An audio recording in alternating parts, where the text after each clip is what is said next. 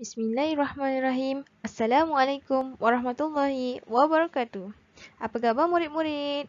Berjumpa lagi dengan Ustazah Nurul Izzati binti Abdul Ghani. Baiklah, hari ini Ustazah ingin sambung sedikit berkenaan dengan operasi bahagi. Okey. Apa itu operasi bahagi? Jom kita tengok. Kita akan sambung iaitu operasi bahagi lagi. Bahagi lagi? Ya, bahagi lagi. Jom kita tengok.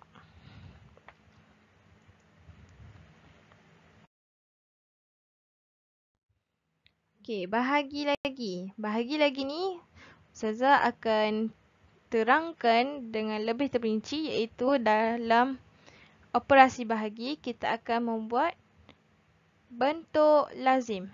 Bentuk lazim ni adalah cara yang paling famous lah dalam setiap peringkat umur. Okey.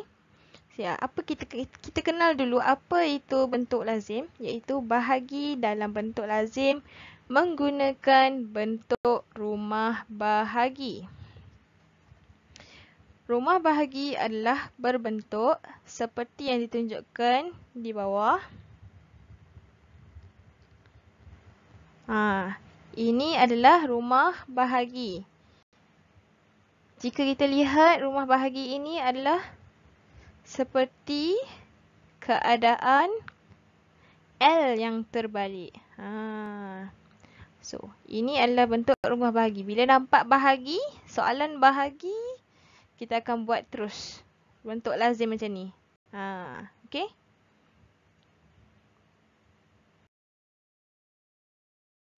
Okey. Bahagi dalam bentuk lazim. Ini adalah penyataan ayat matematik 6 bahagi 2. Kita akan dapat jawapan dia berapa. Okey. Okey, 6. 6 adalah jumlah bahagi dengan 2. 2 ni adalah bilangan. Okey, dalam konsep bahagi ni, 2 ni bila kita akan letak dekat sebelah kiri. Okey, baik, sebelah kiri. Sebelah kiri ni adalah merujuk kepada sifir yang dirujuk dalam soalan. Okey, soalan. Bila sifir ni, dia akan duduk di sebelah kiri. Nampak tak Ustazah dah bulatkan dengan warna merah tersebut. Okay. Manakala jumlah dia tadi, kita akan letak di sebelah kanan. Di dalam rumah bahagi tadi. Okay. Dalam rumah bahagi, kita letak jumlah. Sebab apa dia letak di dalam? Sebab ianya adalah jumlah yang hendak dibahagi. Okay. Sifir dia pula kita letak dia dekat luar rumah bahagi. Okay, boleh anak murid semua? Okay. Okey, soalan yang diberi adalah 6 bahagi 2.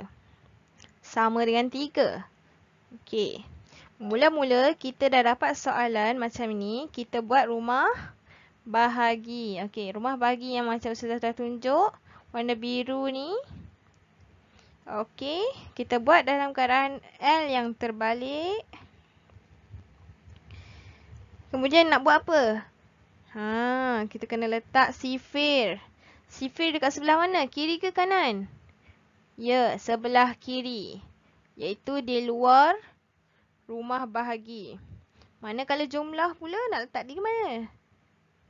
Jumlah pula kita akan letak di dalam rumah bahagi tersebut.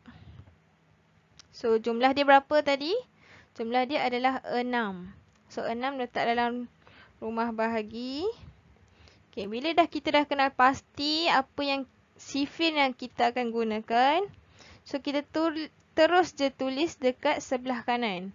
Bagi yang dah hafal sifir, mungkin tidak akan menjadi masalah kepada dia. Tetapi, bagi pelajar ataupun murid-murid yang tidak hafal sifir, wajiblah untuk menulis sifir di sebelah kanan. Okey. Murid-murid boleh lihat sifir yang Ustazah tunjukkan di sebelah kanan. So, boleh je terus tulis jawapannya bagi siapa yang dah hafal. Okey. Bilangan berapakah yang didarabkan akan mendapat jumlah 6? Cuba murid-murid lihat di sifir yang Ustazah berikan di sini. Berapa? Ya, 3 darab 2 sama dengan 6. Bila dah dapat kenal pasti, kita bolehlah buat macam ni. Okey. So, murid-murid boleh ikut Ustazah. 3 di atas, 6 di bawah. Kenapa 3 di atas 6 di bawah Ustazah? Sebab 3 adalah bilangan yang kita darabkan dengan 2. So, bila 3 darab 2 sama dengan 6. 6 pula jawapannya kita letakkan di bawah jumlah. Okey? So, bila dah dapat macam ni, nak buat apa? Kita tolakkan dia. Ingat tak masa kita belajar mengenal operasi bahagi? Dia akan menggunakan sistem operasi tolak. Okey. So, 6 tolak dengan 6. Dapat berapa? Ya, dapat sifar. Okey, boleh murid-murid? Okey. Jom kita tengok contoh yang seterusnya pula. Okey. Contoh yang seterusnya. Iaitu 16 bahagi dengan 4. Okey, 16 bahagi dengan 4. Berapa jawapan dia? Okey, mula-mula kita kenal pasti dulu. Apa sifir yang digunakan? Sifir yang digunakan adalah 4. Ya, 4. Sini adalah jumlah. Senang je kita nak kenal pasti dia guna sifir berapa. So, macam biasa bila dah dapat soalan, buat rumah bahagi. Rumah bahagi dekat sebelah bawah. And then sifir sebelah kiri atau sebelah kanan? Ya, sebelah kiri. Iaitu di luar rumah bahagi. Manakala di dalam rumah bahagi, kita akan letak jumlah dia berapa. Jumlah yang diberikan dalam soalan ialah 16. Okey, bila dah kenal pasti macam ni, macam biasa, kalau yang hafal sifir mungkin tidak akan menjadi masalah kepada dia. Yang tidak hafal sifir, kenalah buat sifir macam ini. Okey, sifir 4. 1 kali 4, 4. Awak tulislah sampailah habis, sampai 10, 12.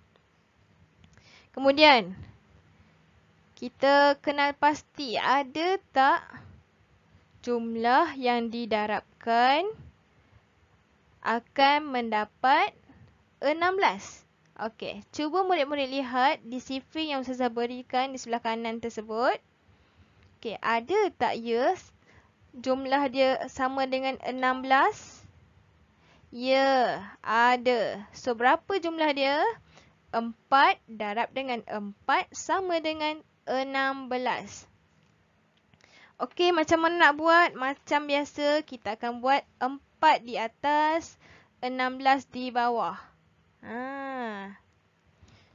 Okey, sebab jumlah yang diberikan 16 dah ada dah dalam sifir 4. Kita terus je pick up nombor 4 ni dan 16 terus je letak bawah ni. Alright.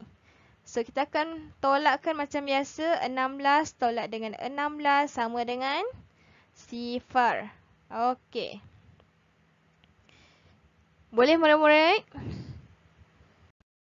Okey.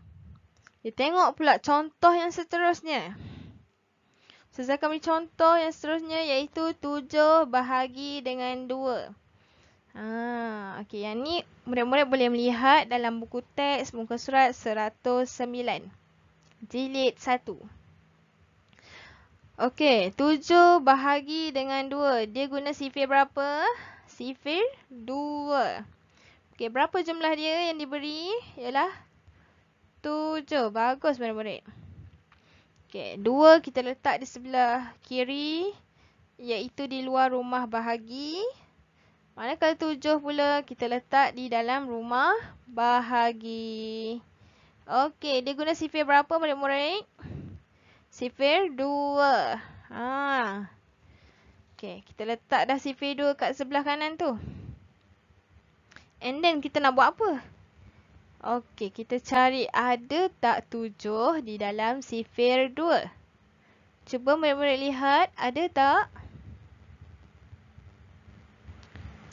Ada tak? 1 darab 2, 2, 2 darab 2, 4, 3 darab 2, 6, 4 darab 2, 8, 5 darab 2, 10. Murid-murid, cuba lihat, ada tak 7 di dalam sifir 2? Okey, tak ada. So, kalau tak ada, apa nak buat? Kalau tak ada, kita kena lihat nombor yang lebih hampir dengannya. Okey, nombor yang lebih hampir, kita lihat. Sama ada 3 darab 2, 6 ataupun 4 darab 2, 8. Kedua-dua nombor tersebut adalah hampir.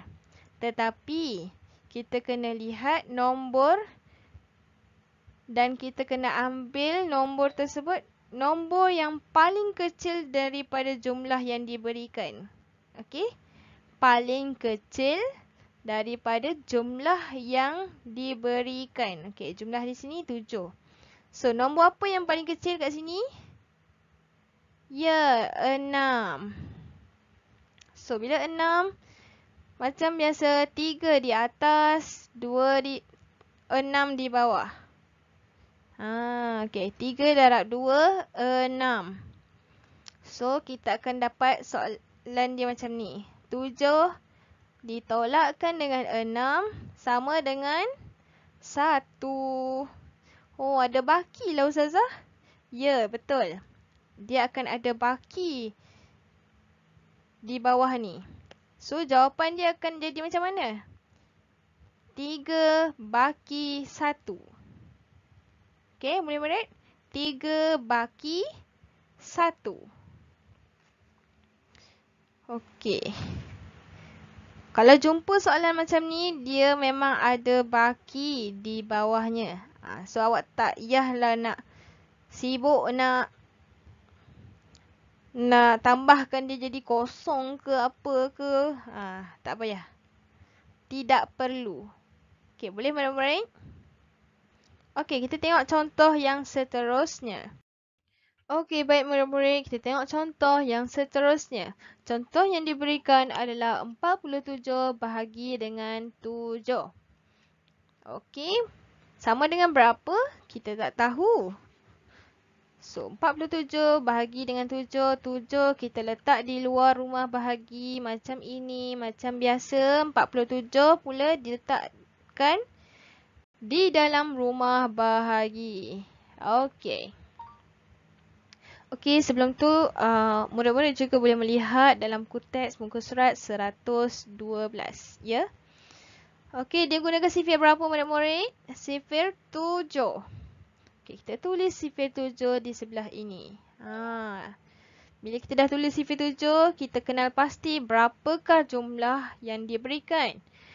Dalam soalan menulis 47. So, kita tengok dalam sifir 7 ni dengan teliti. Ada tak 47? Ada tak 47 yang diberikan? Tak ada. So, kita kena buat apa? Kalau tiada, kita kena pilih nombor yang paling hampir dengannya. Okey. Kita dah kena pasti nombor yang paling hampir sama ada 6 darab 7 ataupun 7 darab 7. 6 darab 7 sama dengan 42. 7 darab dengan 7 sama dengan 49. Jadi, yang mana satukah yang kita perlu pilih, Ustazah? Yang perlu kita pilih ialah nombor yang lebih kecil daripada soalan yang diberikan. Okey, nombor yang lebih kecil daripada soalan yang diberikan. Soalan 47. So, mana yang lebih kecil? 42 ke 49? Ya, 42. So, bila 42, kita akan buat macam ini. 6 darab dengan 7. 6 darab dengan 7 sama dengan 42. Ya, murid-murid. 6 darab dengan 7 sama dengan 42. So, kita akan melakukan operasi tolak. 47 tolak 42 sama dengan 5. Okey, sama dengan 5. So, kita akan tulis dekat jawapan di atas 6 baki dengan 5. 6 baki dengan 5. Yang tinggal dekat bawah ni kita panggil sebagai baki. Okey, kita panggil sebagai baki. Boleh ya, murid-murid? Okey, contoh yang seterusnya. Ini nombor yang lagi besar lah. Nombor yang lagi besar ni, kita tengok. 86 bahagi dengan 2. Kita buat macam ini. Okey, dia guna sifir berapa ni murid-murid? Sifir 2. Okey, dah. Kita tulis sifir 2 tersebut. And then, nak buat macam mana? Okey. Sifir. Kalau jadi macam ini, kita kena selesaikan satu-satu. Dalam operasi tambah, tolak, darab dan sebagainya, kita kena selesaikan bahagian rumah sah. Betul? Tapi kalau dalam bahagi, kita kena selesaikan di hadapan dulu. Rumah puluh dulu. Okey. So, kita buat satu per satu. Boleh ya? Okey, kita tengok rumah puluh ni. Iaitu berapa? Berapa bilangan yang diberikan? Ya, 8. So, kita tengok sifir 2. Ada tak 8 dekat sini? Ada. So, berapa? 4 darab 2 sama dengan 8. Ya, 4 darab 2 sama dengan 8. 4 di atas, 8 di bawah. So, tolakkan dia. 8 tolak dengan 8 akan dapat berapa? Sifar. Okey. Dah dapat sifar. So, apa langkah yang seterusnya? Kita kena selesaikan pula di rumah sah. Okey, rumah sah iaitu 6. Okey, 6. Kita tengok balik sifir 2. Ada tak 6 yang diberikan dalam sifir 2? Ada. Okey, berapa darab 6? 3 darab 6. 3 darab 2, 6. Maafkan Ustazah. So, bila kita dah nampak sini 3 darab 2, 6. Okey. Kita boleh tulis ni. 3 di atas, 6 di bawah. Okey, sebelum tu Ustazah lupa tadi. Bila dah dapat sifar tadi kan. Okey, 6 ni sebab kita belum tolak lagi. Kita letakkan dia, turunkan dia, letak di sebelah sifar. Okey, 3 darab 2, 6. Tolakkan dia sama dengan sifar. Okey, jadi jawapan dia berapa murid-murid? 43. Ini kaedah dia macam panjang sikit. So, saya harap semua murid-murid boleh faham dalam operasi bahagi dalam bentuk lazim yang Ustazah tunjukkan pada hari ini. Okey, baiklah. Kita dah sampai ke penghujung rancangan. InsyaAllah kita jumpa lagi di episod yang akan datang. Assalamualaikum warahmatullahi wabarakatuh. Bye.